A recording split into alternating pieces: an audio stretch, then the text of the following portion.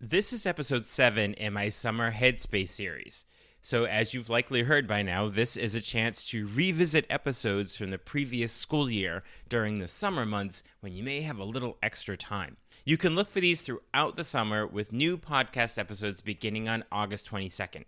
In these Summer Headspace episodes, I revisit by theme, putting 1, 2, or 3 of them together, and you'll find the episode links right in the show notes. Today, we look back at episode 14 when I talked with Timothy Chávez about using textbooks in the language classroom, and then episode 23 with Bertha Delgadillo where we spoke about students using translators.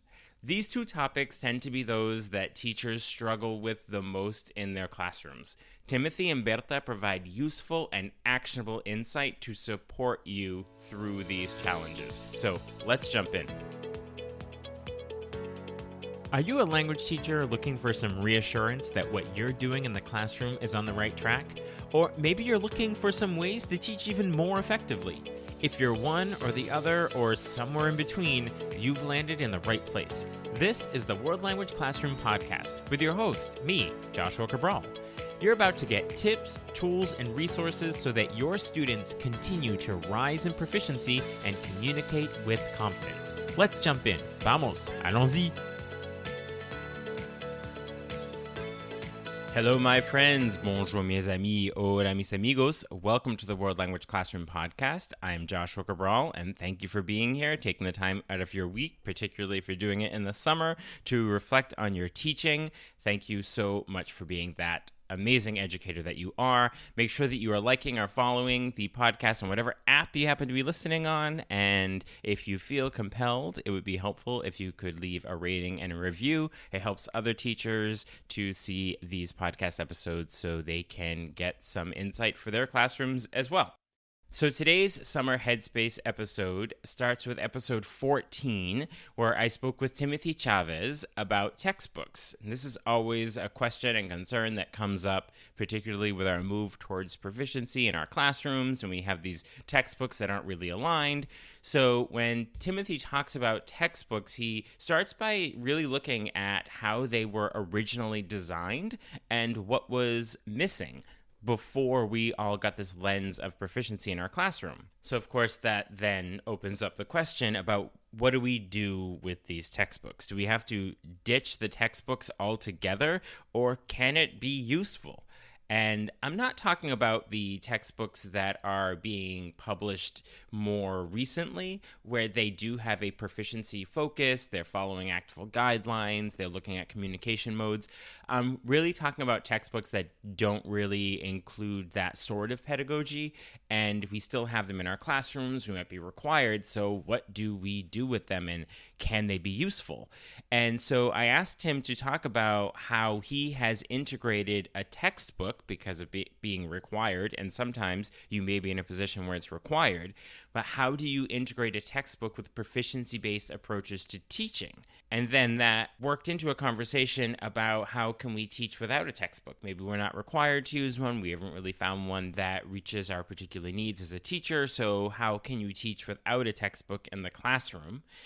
And then we end our conversation with this insight on how teachers can advocate to either their department heads or their administration if they want to move away from a particular textbook they're required to use that may not be proficiency-based, to move toward a textbook that is more proficiency-based, or maybe to move away from using a textbook in their curriculum altogether. So if you are in that textbook space in your department, in your classroom, and figuring out what to do with it, definitely listen to episode 14 and you get some insight on that. And then the other dilemma that I want to take on in this Summer Headspace issue is translators. So episode 23 with Bertha Delgadillo is all about translators. And she talks about why students might use online translators irresponsibly. Now, we might think that they just find the easy way out. It's easier to translate it than do the work. There's a lot of looking at it with that lens, but she helps to refocus that lens and looks at it as this idea of, yes, there are students that are going to do that, and it's academic dishonesty, But then there are students that might be doing it because they're not comfortable with not being perfect. And a lot of that comes down to teacher expectations.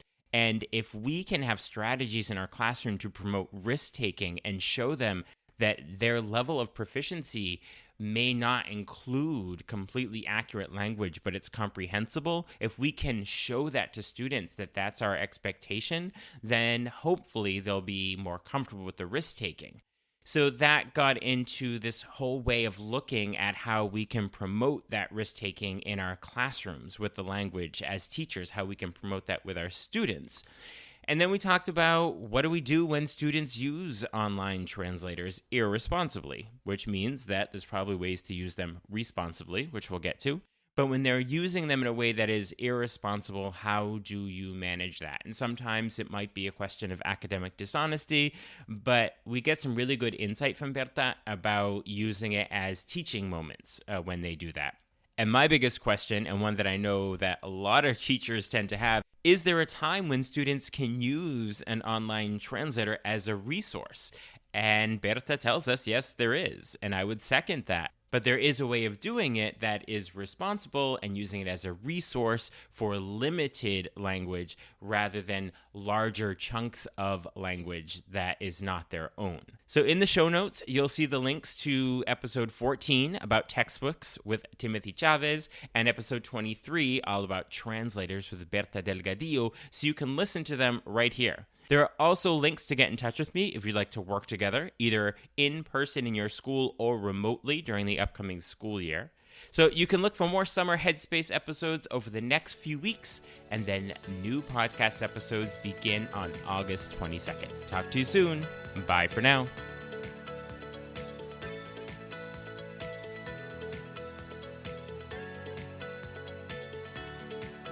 You've been listening to the World Language Classroom podcast.